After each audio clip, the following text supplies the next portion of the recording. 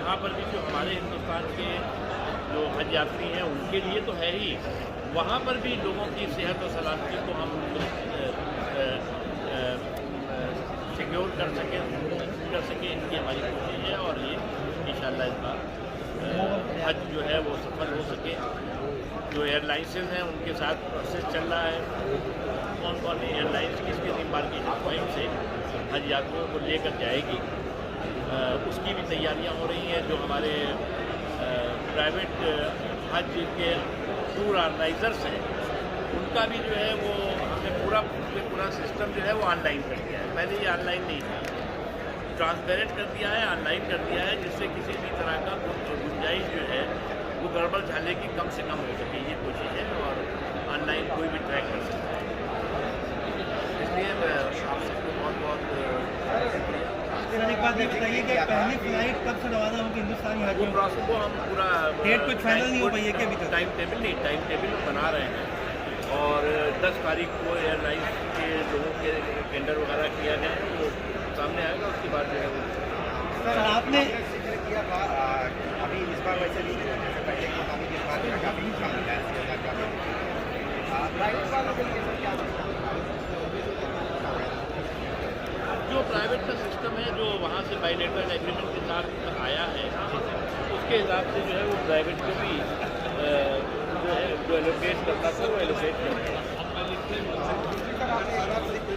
Application make in India को लेकर आपने कहा कि बहुत सारी चीज़ें हैं जो इस बार नहीं अगली बार हमने बताया ना, चादर वगैरह तो यहाँ दूर कर रहे हैं। सर एक बात ये बताइए कि आपने एम्बार्केशन के पॉइंट की बात की, लेकिन चेन्नई एम्बार्केशन पॉइंट को आपने ड्रॉप कर दिया इस मरतबा, और वहाँ के सीएम ने आपसे शिकायत की है कि इसको इंक्लूड किया जाए, तो ये नाइंसाफ़ी क्यों हुई है चेन्नई के साथ? कई एम्बार्केशन पॉइंट जो है वो ड्रॉप हुए हैं। बनारस जो प्रधानमंत्री नरेंद्र मोदी जी का जो है वो कॉन्स्टिट्यूंसी है, वो एम्बार्केशन पॉइंट भी ड्रॉप हुआ है।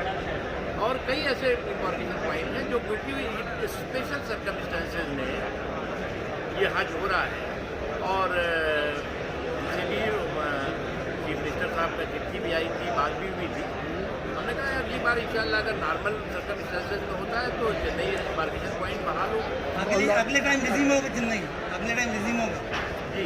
सर लॉटरी का सिस्टम कब उसका प्रोसेस कब से शुरू हो जाएगा, मतलब कब तक हो गया खत्म शुरू हो गया। खत्म हो गया। सर एक बात ये बताइए मुझे, आप बहुत इंपॉर्टेंट सवाल ये है कि इस मरतबा जो है वो हज महंगा होने वाला है, क्योंकि हज महंगा होने वाला है, ये चर्चा चल रही है, तो हज जो है वो कितना महंगा होने वाला है 2 साल से पहले? ऐसा है कि अब हम चर्चा पे तो कोई चर्चा आपसे करेंगे नहीं, चर्चे पे हम कोई खर्चा नहीं करेंगे।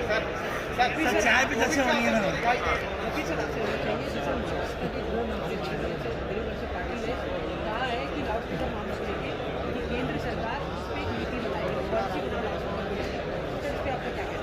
देखो, हिंदुस्तान की तहजीब और ताकत को तार करने की किसी भी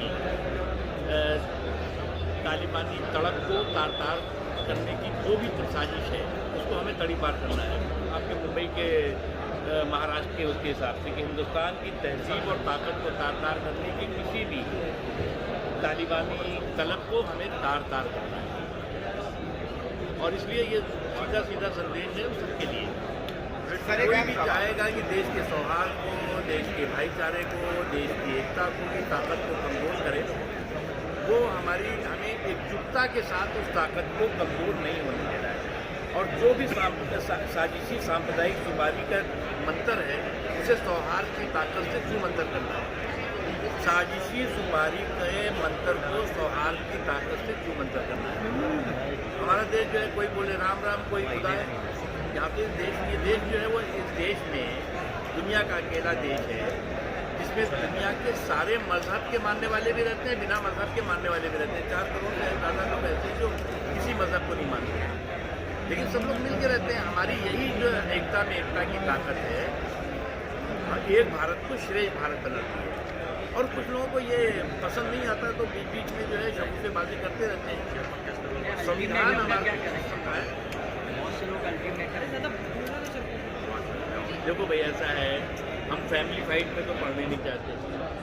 फैमिली फाइट में वर्चस्व की लड़ाई चलती रहती है, इसमें क्या करें। ऑर्डर अब उसको पुलिस ने उस पर अमल करने के लिए कहा पहले से हो। क्या ज़रूरी है कि एक ऑर्डर को जो है आपने जैसे फैमिली प्लानिंग की बात की कि फैमिली का बंदा आके चेतावनी दे उसके देखो बाद भैया ऐसा है, नॉइज कंप्लीट पोल्यूशन पर एक कानून है, उसका पालन सबको करना चाहिए। ध्वनि प्रदूषण के कानून है, उसका पालन सबको करना चाहिए। इसलिए जो है वो ये जो चिकचिक होती रहती है, अभी तो क्या है, ये फोटो कॉम्पिटिशन नहीं होना चाहिए। जब कोई फोटो कॉम्पिटिशन चलता है कि मेरा फोटो तुमसे ज़्यादा आवाज़ करता है, तो उसका जी मेरा फोटो तुमसे ज़्यादा जो है वो शोर मचाता है। तो ये जो अजान और ये जो क्या है हनुमान चालीसा जो है वो क्यों उसको नाम बदनाम कर रही है। सर एक अहम सवाल, महाराष्ट्र की राजनीति इन दिनों अयोध्या की तरफ चले रहा है। शरद पवार भी जो है होते गए हैं, फिर इसके बाद आदित्य ठाकरे भी जाने वाले हैं, राज ठाकरे भी 4 जून को जाने वाले हैं। अयोध्या की देखो तरफ भैया, राजनीति देखो दीवानों, तुम ये काम न करो, राम का नाम बदनाम। Thank you. एक सवाल आपसे ये एक आखिरी सवाल सवाल जानना चाहेंगे। एमआईएम के प्रमुख ऋषि साहब ने कहा है कि बीजेपी का दिन बिना मुस्लिम के बयान करे उनका दिन नहीं करता, उनका दिन नहीं जाता। ऋषि साहब ने कहा है कि बीजेपी का बिना मुस्लिम का नाम लिए उनका पूरा दिन नहीं करता। उनके बयान को किस तरह देख रहा है? मेरी शुभकामनाएं। Thank you. चलो डन। हमारी कोशिश है कि एकोमोडेशन है, ट्रांसपोर्टेशन है, या और भी जो एक्सपेंडिचर हैं वो इस स्पेशल सर्कमस्टेंसेस में किसी पर ज़्यादा अखराजात ना हो, एक्सपेंडिचर ना हो, ये हमारी कोशिश है। उसके अलावा जो है वो जो हमारे इस खाते में ज़्यादा 10 इम्बार्केशन पॉइंट्स हैं, जिस 10 इम्बार्केशन पॉइंट से इस बार हज यात्रा हो रही है। और इन 10 इम्बार्केशन पॉइंट्स में आपको जैसा मैंने बताया पहले भी कि मुंबई आपका इम्बार्केशन पॉइंट है, दिल्ली इम्बार्केशन पॉइंट है, उसके अलावा जो है वो बेंगलुरु इम्बार्केशन पॉइंट है, कोची इम्बार्केशन पॉइंट है, गुवाहाटी इम्बार्केशन पॉइंट है, हैदराबाद है, कोलकाता है, लखनऊ है, श्रीनगर है। और ये सभी इम्बार्केशन पॉइंट से इस बार जो है वो में ये हज हो रहा है, तो अलग अलग स्टेट्स को उसके साथ जोड़ दिया गया है। और अलग अलग स्टेट जो है अलग अलग जगहों से उन इम्बार्केशन पॉइंट में वो लिस्ट हम आपको अभी दे देंगे कि किस इम्बार्केशन पॉइंट से किस किस स्टेट के लोग जाएंगे और उन स्टेट्स के कितने कोटे फिक्स हुए हैं।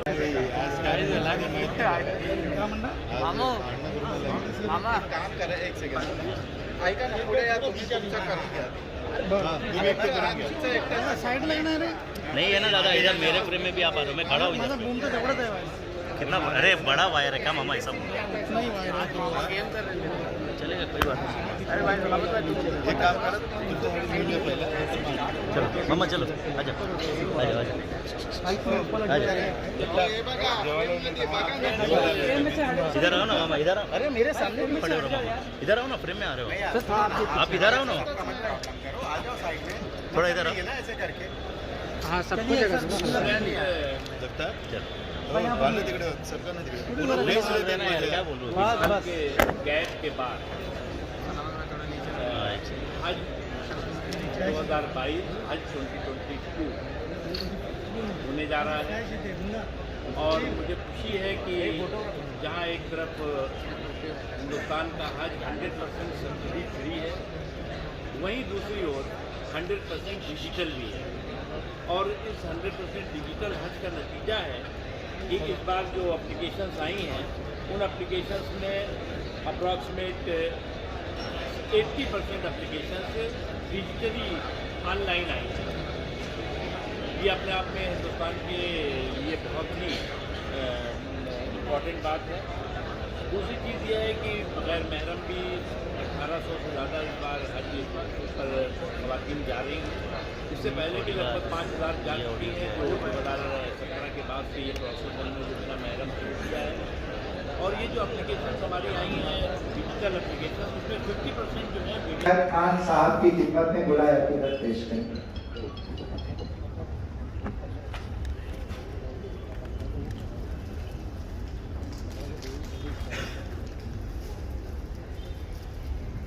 इस वक्त हमारे साथ 7 स्टेट 7 सिस्टर्स कहलाने वाले असम स्टेट हज कमेटी के चेयरमैन साहब भी मौजूद हैं।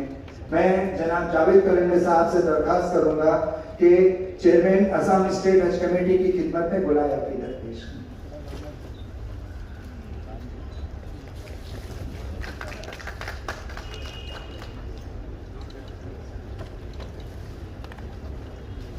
इसके बाद मैं डेप्यूटी चीफ एग्जीक्यूटिव ऑफिसर जनाब शारिक आलम साहब से दरख्वास्त करूंगा कि हमारे छत्तीसगढ़ से तशरीफ लाए चेयरमैन स्टेट हज कमेटी की खिदमत में बुलाया अकीदत पेश करें।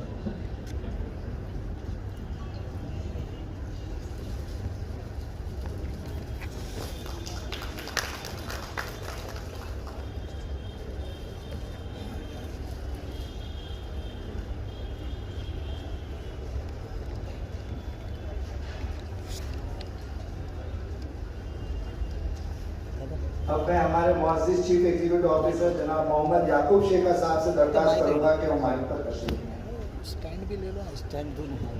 हाँ, वो भी दे दो, वो भी दे दो।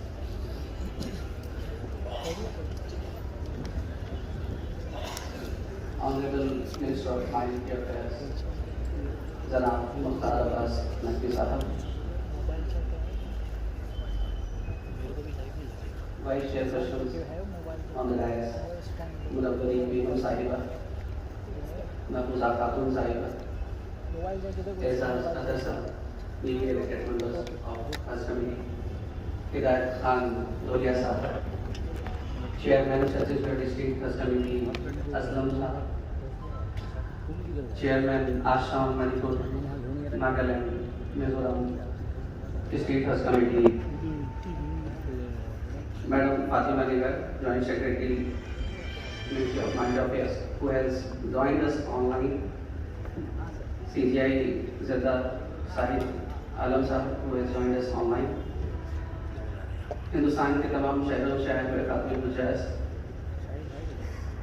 तमाम NGOs, PTOs के मेंबरान और उनके अफसरान, मीडिया के मेरे साथी बंधु भाइयों, अस्सलाम वालेकुम। उम्मीद करता हूँ कि आज की जो दिन की शुरुआत हुई है आपकी वो ठीक ठाक तरीके से हुई होगी और वो होना भी बहुत लाजमी है, क्योंकि जो हज है वो एक इनर्शिया से होता है, एक रूहानी सी ताकत होती है जो सब कुछ कराती है, लेकिन उस ताकत का भी कोई ना कोई एक जरिया होता है, किसी न किसी को इंतखाब किया जाता है उस काम को अंजाम देने के लिए। और मैं इस बात की ये आप सबको बधाई देता हूँ, आप सबको अपनी वेल विशेस देता हूँ कि ऊपर वाले ने आपको इस नेक काम के लिए चुना है और नेक नियत से चुना है। आज का ये 2 दिन का जो प्रोग्राम है जिसमें लगभग 2200 लोगों ने अप्लाई किया और उसमें से हमने 350 लोगों को सेलेक्ट किया है। इन 350 लोगों पर वो बड़ी जिम्मेदारी है, क्योंकि पूरे हज की कामयाबी इस बात पर डिपेंड करती है कि हमारे खातून गुजाज ने हमारे हाजियों को किस तरह से हैंडल किया, किस तरह से उन्हें ट्रेन किया और किस तरह से उन्हें मोटिवेट किया कि वो अपने हज की इस पूरी हज को कहा जाता है कि मशक्क़त भरी इबादत है और उस मशक्क़त भरी इबादत में अगर आप सहूलियत का जरिया करते हैं तो यकीन मानिए ये बहुत बड़ी चीज़ है। मैं आपसे उम्मीद करता हूँ कि आप लोगों को इस बात की पूरी जानकारी या पूरी समझ प्रोवाइड करेंगे कि हज कैसे किया जाता है और कैसे करने के अलावा ये भी जानना जरूरी होता है कि आप कैसे किसी और के हज में किसी भी तरह की खलल की वजह न बन जाए, क्योंकि आप सिर्फ इबादत नहीं कर रहे होते हैं बल्कि और भी लोग कर रहे होते हैं और किसी की इबादत में करना खराब सी। मेरी आपसे गुजारिश है कि आप सहूलियत का जरिया वाले लोगों को हाजियों को समझाएं, क्योंकि आप जानते हैं हिंदुस्तान बड़ा डाइवर्सिफाइड कंट्री है।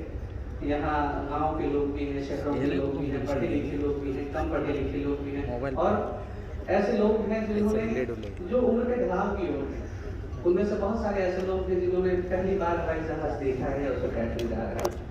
अगर आप उन्हें कंफर्टेबल करा सके, क्योंकि वो टेंस्ड होते हैं, एक इमोशनली चार्ज होते हैं, उन्हें लगता है कि वो हज पे जा रहे हैं, अपने परिवार को छोड़ के जा रहे हैं, एक 10-25 दिन 30 दिन के लिए बाहर जा रहे हैं।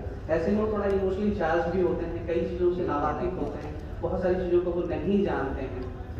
इन चीज़ों का ध्यान रखें कि उन्हें हम छोटी छोटी चीज़ों को भी बताएं। जैसा हमारे डिप्टी साहब भी बता रहे थे कि उन्हें फ्लश यूज़ करना नहीं आता, इमिग्रेशन का भी उन्होंने कभी टच नहीं किया है, कस्टम्स को कैसे डील करते हैं नहीं जानते हैं। हमारी बहुत सारी खवातीन बहनें हैं, माएँ हैं, वो उन्होंने हवाई जहाज नहीं देखा है, वो नहीं जानती हैं।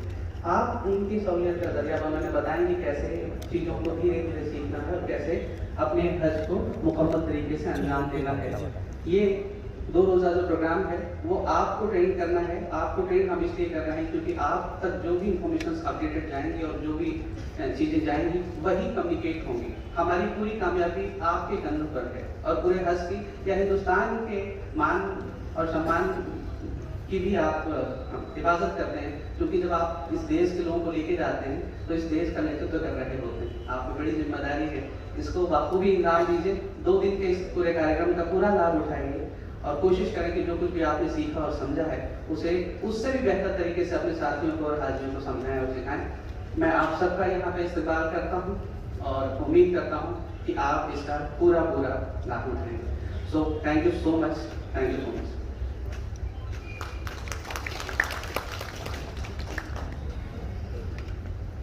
शुक्रिया सर। अब मैं हमारी वाइस चेयरपर्सन मोहतरमा मुनव्वरी बेगम साहिबा से दरख्वास्त करूंगा कि वो डायस पर तशरीफ।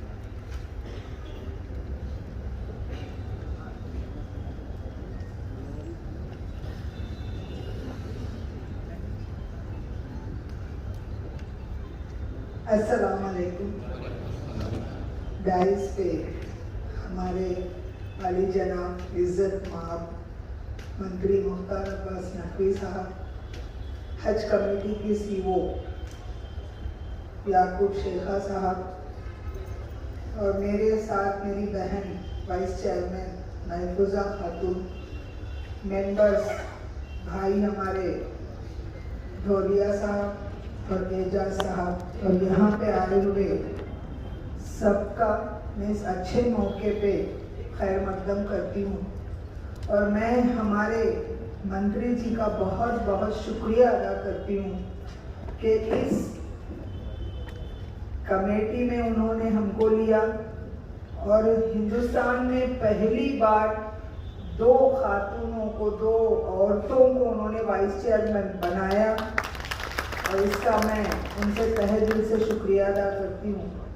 और आप लोगों से मेरी दरख्वास्त है कि 2 साल के बाद हमको हज की एक फैज़याबी मिली है और उसका पूरा जो ये जाता है, अजर जाता है, वो हमारे मंत्री साहब को जाता है। क्योंकि हज होगा नहीं होगा, होगा नहीं होगा, इसी शजपंज में ये सारे काम उन्होंने प्रिपेयर कर लिए और कहा कि इस साल में हम हज इंशाअल्लाह ज़रूर करेंगे। और आज हम यहाँ ट्रेनिंग कैंप तक पहुँच गए। मैं आप लोगों से ज़्यादा कुछ कहना नहीं चाहती। मुझसे पहले हमारे डिप्टी सीओ ने और मौलाना ने सब सारी चीज़ें आपको समझा दी हैं। बस एक बात हमारे दिमाग में रहे कि मशक्क़त की जो इबादत होती है वो बहुत कबूल होती है और भारत से हज को जाने वाला एक हाजी जो होता है वो खुशनसीब होता है।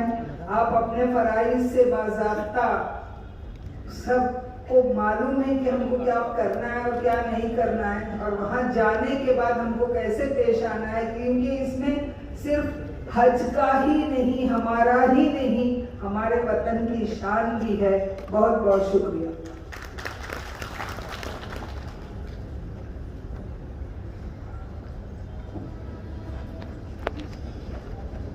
शुक्रिया मोहतरमा मुनव्वरी बेगम साहिबा। हमारे बीच हमारे नवमुंतखब मेंबरान भी मौजूद हैं। मैं सबसे पहले जनाब हिदायत खान ढोलिया साहब से गुजारिश करूंगा कि वो माइक पर तशरीफ लाएं और अपने ख्यालात से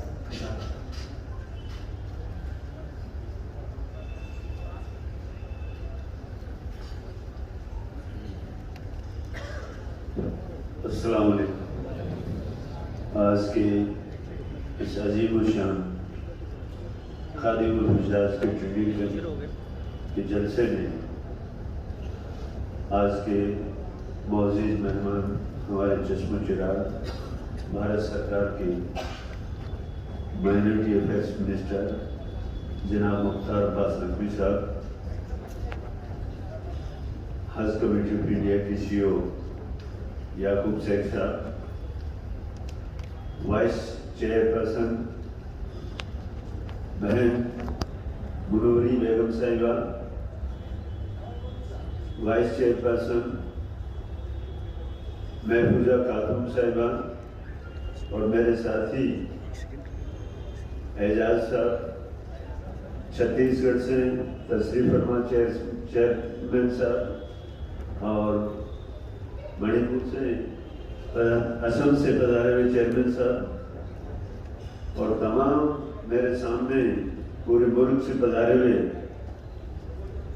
खादिमुल हुजाज की ट्रेनिंग लेने के लिए तशरीफ लाए हुए जिम्मेदार हजरात एवं और मौजूद हजरात, आज जिस मकसद से हम लोग इकट्ठे हुए हैं ये वाकई बड़ा महत्वपूर्ण पॉइंट है कि तमाम जो हाजी जाएंगे उनकी व्यवस्था इतनी मुकम्मल हो, इतने अच्छे ढंग से हो कि हाजियों को कहीं भी तकलीफ न हो, न यहाँ से रवाना होते समय हो न वहाँ पर हो।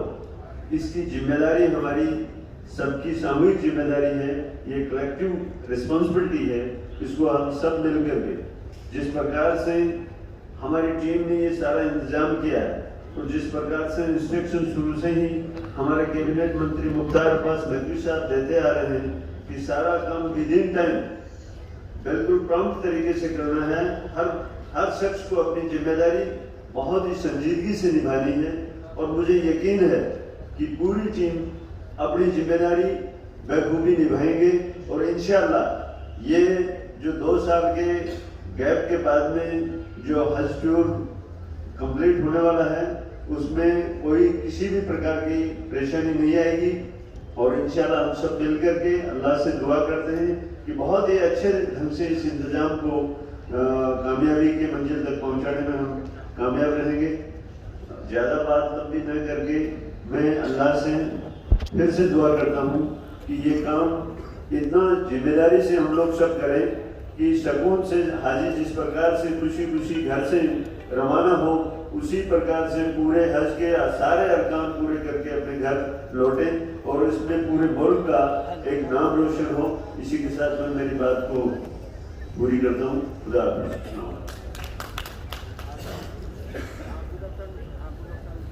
शुक्रिया सर। अब मैं मोहतरमा महफूजा खातून साहिबा से दरख्वास्त करूंगा कि वो माइक पर तशरीफ लें।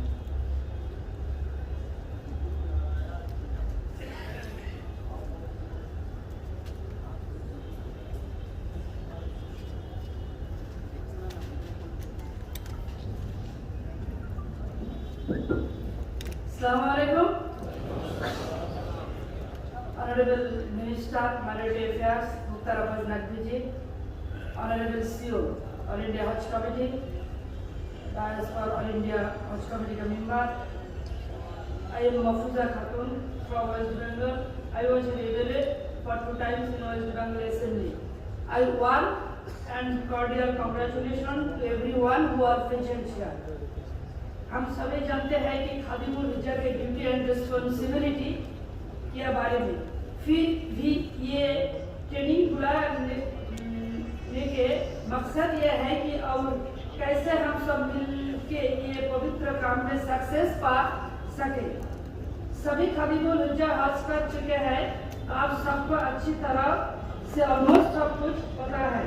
मुझसे ज़्यादा ही आप लोग जानते हुए ज़्यादा कुछ नहीं बोलूँगी, सब कुछ ऑलरेडी समझाया गया है आप लोगों को। और भी बहुत सारे इन्वाइटी है बोलेंगे, मैं यही बोलूँगी कि अल्लाह सभी खादिमुल हुज्जा को हेल्दी रखे ताकि आप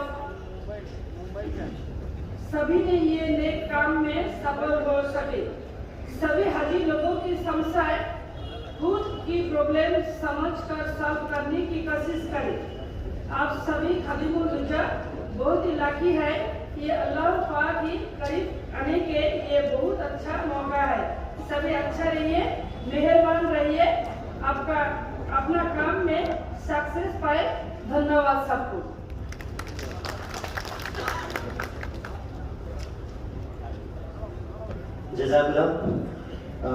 मैं आप रिक्वेस्ट करता हूँ जनाब एजाजुद्दीन राठौर साहब कि आप आए और ऑडियंस को अपने 2 शब्दों से ये करें इंशाल्लाह।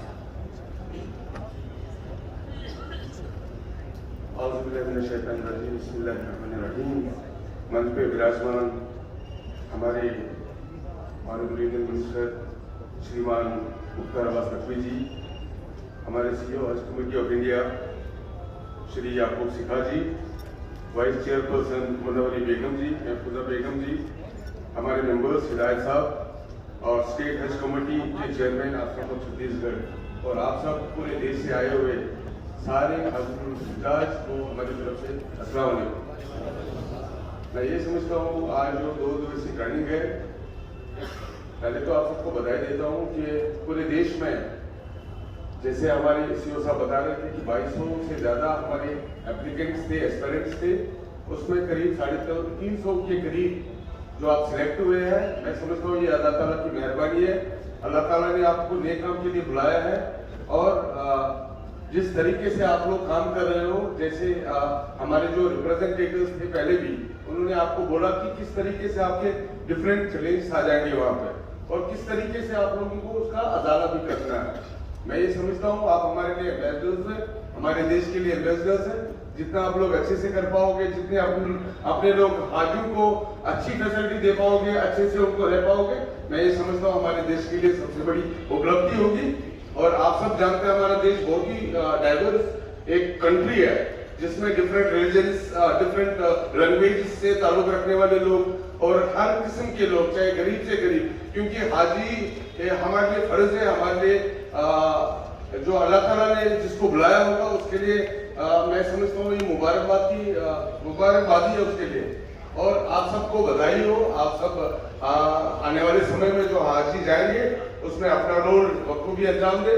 मैं ये समझता हूँ आप सब लोग जब एक करके अपना रोल इम्पोर्टेंटली और अच्छे तरीके से असेंबल्ड तरीके से उसको निभा पाओगे, मैं समझता हूँ हमारे लिए उतना ही हज आने वाले समय में और अच्छा होगा।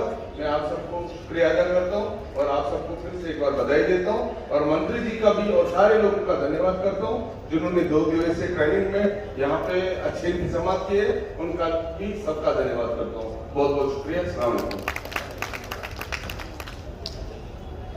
जज़ाकल्लाह एजाजुद्दीन राठौर साहब।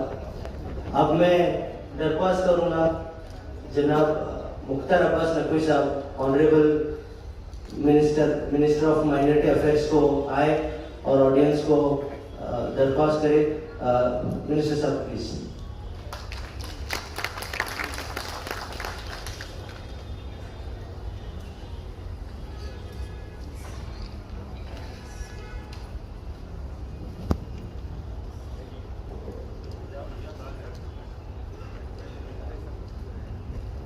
हज कमेटी ऑफ इंडिया की वाइस चेयरपर्सन जनाब मुनव्वरी बेगम साहिबा,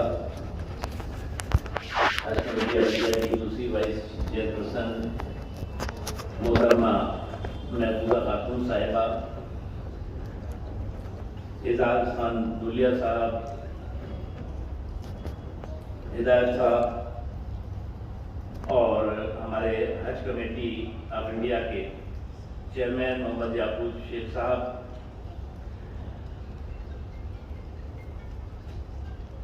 चेयरमैन हज कमेटी असम नसीरुल जमा साहब, छत्तीसगढ़ के चेयरमैन असलम खान साहब और यहाँ पर पूरे मुल्क से आए अजमल जाज भाई और बहनों, अस्सलाम वालेकुम रहमतुल्लाहि व बरकातहू। इस बार जो हज 2022 हो रहा है वो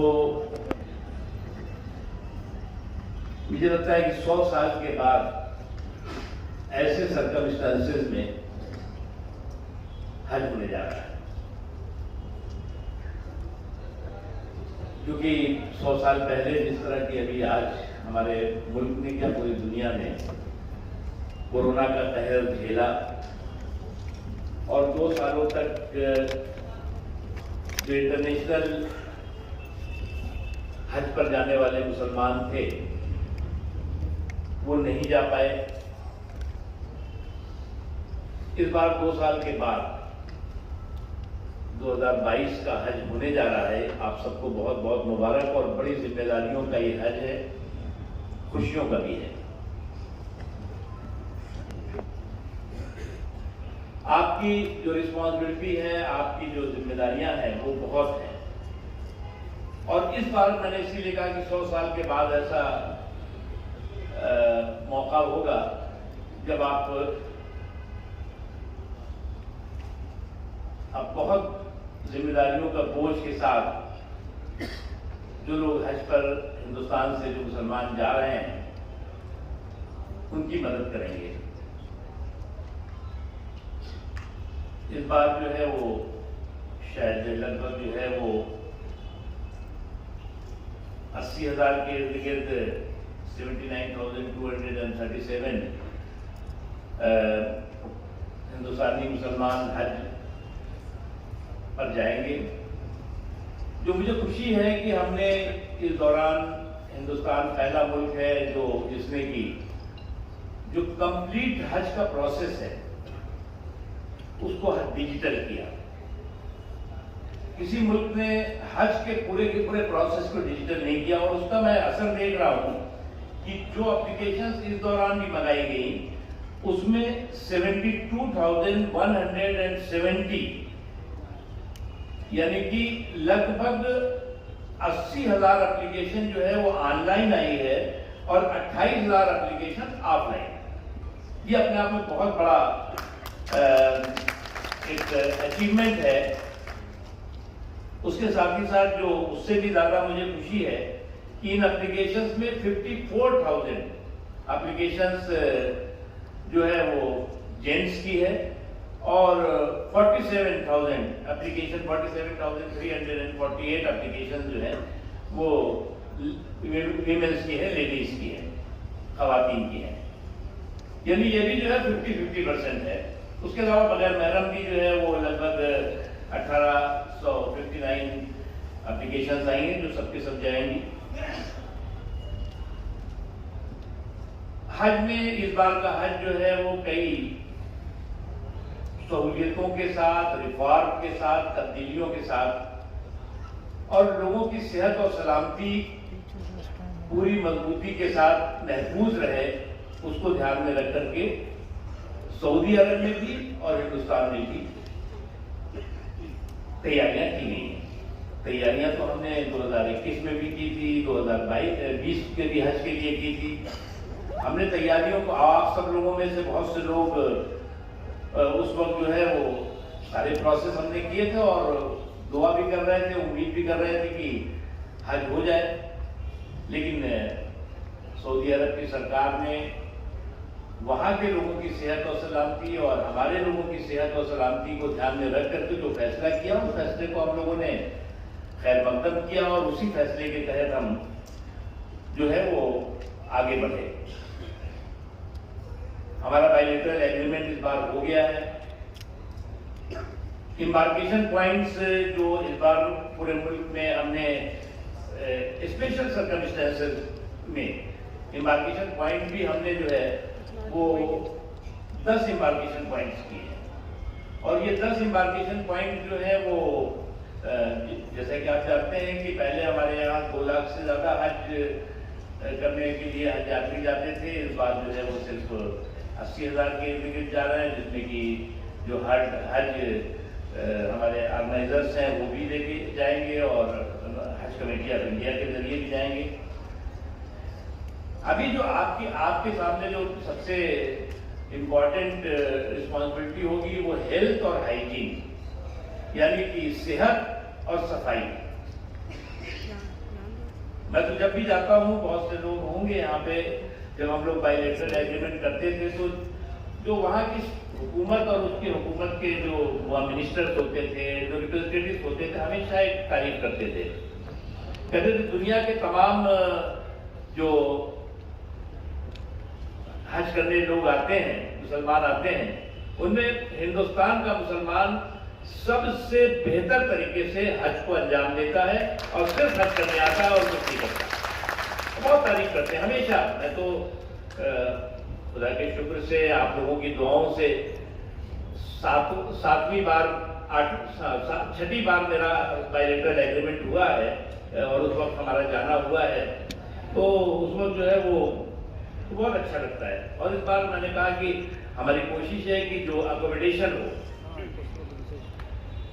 इतनी इस हालात के बावजूद भी एकोमोडेशन महंगा ना होने पाए। वहाँ पर हमने जो काउंसलर जनरल हैं, जो हमारे और ऑफिसर वहाँ काम कर रहे हैं, उनको बहुत साफ तरीके से ताकीद किया है कि जो एकोमोडेशन, रहाइश और ट्रांसपोर्टेशन वो किसी भी तरह से गैर जरूरी उस पर लोगों पर बोझ नहीं पड़ना चाहिए। जैसे कि आप जानते हैं कि एक बहुत हिम्मत करके एक सब्सिडी का छल चल रहा था, उस सब्सिडी के छल को ईमानदारी के बल से खत्म किया गया और सब्सिडी के बगैर अब मुसलमान जो है हिंदुस्तान का हज करने जाता है और सब्सिडी से सस्ते में जाता है। वो बहुत था, लेकिन मुझे खुशी हुई कि जिस वक्त मैंने ये फैसला लिया तो सभी लोगों ने उसका खैर मकदम किया। और खैर मकदम के साथ साथ डर भी था कि कहीं एकदम से बढ़ ना जाए। सब्सिडी में अगर जो है वो 3 लाख में जाते थे तो कहीं ऐसा ना हो कि 8 लाख हो जाए, लेकिन उसको फिर कंट्रोल किया गया। वो तमाम चीजें जो लीकेजेस थे, जो कमियां थी, उनको करेक्ट किया गया। उसके अलावा जो है वो प्रोसेस अब चल रहा है, जो हमारे यहीं से ई मसीहा है, जो हेल्थ की फैसिलिटी है, वो मक्का मदीने में जो ठहरने के लिए जो बिल्डिंग और ट्रांसपोर्टेशन है, वो यहीं पे सबको पता लग जाएगा कि किस बिल्डिंग के किस कमरे में हमारे जो हिंदुस्तान से जाने वाले हज यात्री हैं वो रहने वाले हैं। उसके अलावा उनका जो सामान होगा उस पर भी टैग यहीं से मिल जाएगा। ई लगेज टैगिंग की जो फैसिलिटी है वो भी की गई है, जो एक बार नई चीज है, जो बार बार वहाँ के लोग भी, वहाँ की हुकूमत के लोग भी, हमारे कॉन्सुलेट के लोग भी, तमाम लोग एक बात कहते थे कि साहब जो पूरी दुनिया के हज पे यात्री आते हैं उनके एक जैसे बैग होते हैं। हमारे यहाँ कोई गठरी भी ला रहा है, कोई अलग सा बैग ला रहा है, कोई झोले में लटकाए हुए है, कुछ अलग अलग। तो इस बार जो है वो कोशिश की गई है कि इंशाल्लाह एक जैसा बैग हिंदुस्तानी जो हज पर करने वाले जा रहे हैं लोग, उनके पास एक जैसा बैग दिखेगा कि सारे दूर से दिख जाएगा ये हिंदुस्तान के लोग हैं। साफ सुथरा अच्छे प्रोसेस करना होगा। जो इम्बार्केशन पॉइंट हैं, उन इम्बार्केशन पॉइंट्स में लगभग जो है वो जो अंडमान निकोबार है, नहीं, जो इम्बार्केशन पॉइंट है उसमें इम्बार्केशन पॉइंट्स में जो है वो इस बार अहमदाबाद इम्बार्केशन पॉइंट्स है, जिसमें कि गुजरात के सभी जो हज पे जाने वाले लोग हैं वो जाएंगे। बेंगलुरु इम्बार्केशन पॉइंट है जहाँ से कर्नाटक, आंध्र प्रदेश के चित्तूर जिले के लोग जाने वाले हैं। कोची इम्बार्केशन पॉइंट है जहाँ से केरल, लक्षद्वीप, पौंडीचेरी, तमिलनाडु, अंडमान निकोबार के हज करने वाले लोग जाएंगे। दिल्ली इम्बार्केशन पॉइंट है जहाँ से दिल्ली, पंजाब, हरियाणा, हिमाचल प्रदेश, चंडीगढ़, उत्तराखंड, पश्चिम उत्तर प्रदेश, राजस्थान के हज यात्री जाएंगे। गुवाहाटी इम्बार्केशन पॉइंट से असम, मेघालय, मणिपुर, नागालैंड, अरुणाचल प्रदेश, सिक्किम के जो हज यात्री हो जाने वाले हैं। हैदराबाद इम्बार्केशन पॉइंट से आंध्र प्रदेश, तेलंगाना के हज यात्री जाने वाले हैं। कोलकाता इम्बार्केशन पॉइंट से पश्चिम बंगाल, उड़ीसा, त्रिपुरा, झारखंड और बिहार के हज यात्री हज यात्रा पर जाएंगे। लखनऊ इम्बार्केशन पॉइंट से जो पश्चिमी यूपी है उसको छोड़ करके पूरे यूपी के हज यात्री जाने वाले हैं।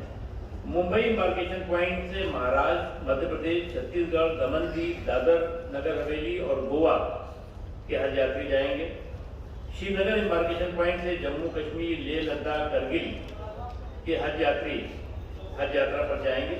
और इस तरह से जो है वो हर स्टेट का जो है वो जो कोटा है वो भी लगभग तय हो चुका है कि किस स्टेट के कौन से कितने हज यात्री जाएंगे और उस कोटे के हिसाब से जहाँ पर जो है पूरा करने की जरूरत है, जहाँ पर लॉटरी सिस्टम करने की जरूरत है, वो भी प्रोसेस चल रहा है। तो मैं तो यही कहूँगा कि आपको एक बहुत इम्पोर्टेंट है। इसके अलावा एक मुझे अभी जो मिला कि यहाँ के जो हमारे हज पर जो लोग जाते थे वो चादर वहाँ खरीदते थे, तकिया खरीदते थे, ये खरीदते थे, वो खरीदते, तो मैंने पिछली बार भी नहीं बल्कि उससे पहले मैंने कहा जो चीज़ यहाँ पर हिंदुस्तान में 100 रुपए की मिल सकती है, वहाँ पर उनको जो है वो रियाल में या फॉरेन करेंसी में जो है वो 500 रुपए की खरीदनी पड़ती है, 600 की 1000 रुपए की जो होगी। तो हमने कहा भाई ये वोकल फॉर लोकल करो ना, ये यहाँ के जो यहीं से खरीद के यहीं दे दो उनको। की चादर की कितनी छोटी मतलब वजन होता है, तो वो शायद प्रोसेस हज कमेटी ने किया है, वो अच्छी चीज़ है, तो आप लोगों को भी करना चाहिए। ये वहाँ यहाँ पे क्या जबरदस्ती का खर्च है ये। अब जो यहाँ से जा रहे हैं वो जो इंडियन करेंसी मिल जाएगी 100 रुपए में, वहाँ पर वही चीज़ जो है 1000 में लेनी पड़ती है। और मजे की बात मैंने पता लगाया कि पता लगा यहीं से बन के जाता है वहाँ, या यहाँ से या शायद बांग्लादेश से, यही का सामान वहाँ जाता है। तो ये चीज़ें हैं, बहुत अच्छी है। मैं एक बार फिर से आप सब लोगों को बहुत बहुत मुबारकबाद देता हूँ, और मुझे पूरा यकीन है, पूरी उम्मीद है कि आप लोग जिस जिम्मेदारी को जो आपको मिली है, उस जिम्मेदारी को आप बखूबी हमेशा निभाते रहें। उसमें से मुझे लगता है कि बहुत से लोग ऐसे खादिमुल हुज्जाज होंगे जो इससे पहले भी इस जिम्मेदारी को और इस सर्विस को निभा चुके होंगे। मुझे लगता है कि कितने लोग होंगे जो पहले भी जा चुके हैं, हाथ उठा सकते हैं? माशाल्लाह, बहुत अच्छा, बहुत अच्छा। तो इस बात को मुझे लगता है कि आप लोग बहुत अच्छी तरह से इस काम को करके आएंगे। बहुत बहुत शुक्रिया, बहुत बहुत मुबारक हो आपको। अल्लाह हाफ़िज़।